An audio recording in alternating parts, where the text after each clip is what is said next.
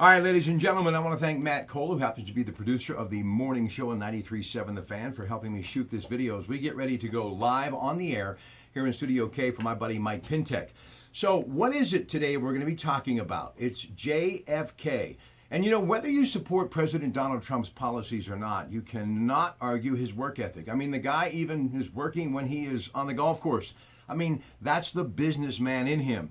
And he likes to move the meter, and he's done it again with the JFK documents. And even though there are some that are saying, you know what, he really held back, they don't really reveal as much.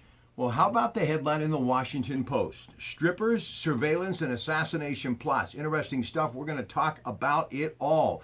And you know, one of the things that he did say in his memo, that first few lines, I think, says it all. It simply says that the American people expect and deserve as much access to the JFK records as possible. So what, if anything, will they reveal as we get ready for the 54th anniversary of the president's tragic death in Dallas, Texas? It gets back to what the Washington Post was talking about, that timeline leading up to that horrific situation in Dallas. So the thing that I'm going to look at today is what if really anything could have happened to have stopped what happened in Dallas that day, and more importantly, what Dr. Cyril Wecht, many people believe, was spot on years ago when he said, look, there's no way it could have been a lone gunman, Lee Harvey Oswald. Magic bullet, are you kidding me? Well, so if it was Lee Harvey Oswald only, who paid him? Who made him do that? There's a lot of twists and angles when you look at Jack Ruby and how he took his life and Jack Ruby died. Very interesting stuff. And even further, if it isn't just a lone gunman,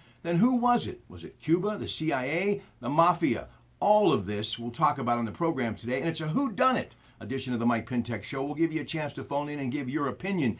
And also, could these records have stayed closed this long in today's media, and especially with social media? He's the professor of the School of Communications at Robert Morris, Anthony Moretti, in the 2 o'clock hour on the Disk Institute of Pittsburgh Newsline.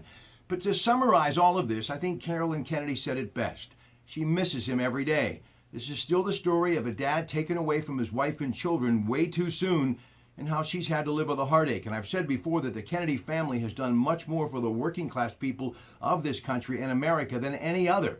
And you think about what happened and how Bobby Kennedy lived with it until his tragic death, and what Ted Kennedy endured up until the time that he passed away as an older man, and of course also burying his son, meaning JFK, his brother's son. So a lot to get to on the program, and I think you all must remember as we talk about this today that everybody and their family has those stories that, yes, we wish we could have not lived.